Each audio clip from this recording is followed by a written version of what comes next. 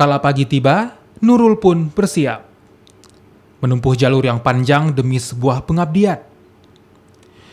Jalan jauh nan berliku jadi tantangan kala hendak berbagi ilmu di Madrasah Aliyah Gupi Kindang, Kecamatan Kindang, Bulukumba, Sulawesi Selatan.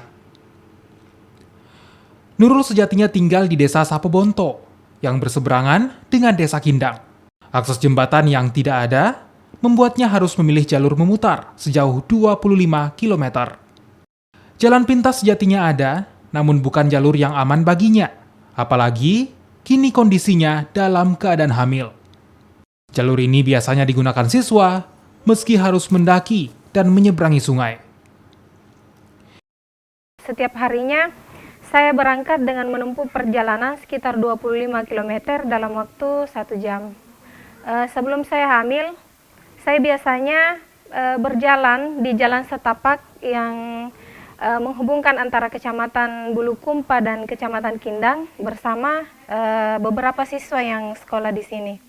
Di kecamatan ini sekolah terpusatkan di desa Kindang. Warga desa sekitar yang ingin menuntut ilmu tidak punya pilihan. Harus menempuh jalur dengan medan yang sulit.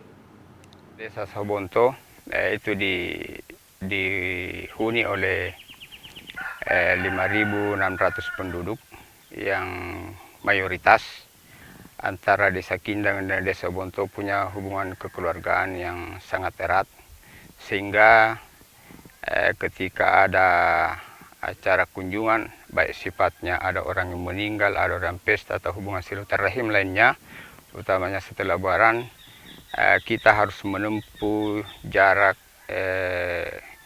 yang jalan kaki. Di Kindang itu bahkan tidak ada SMK, tidak ada SMP, tidak ada SMP. Sehingga masyarakat Kindang bisa setelah terbukanya nanti jalan ini bisa menyekolahkan anaknya di desa Sapobonto. Pembangunan jembatan antar desa jadi harapan bagi warga di Kecamatan Kindang.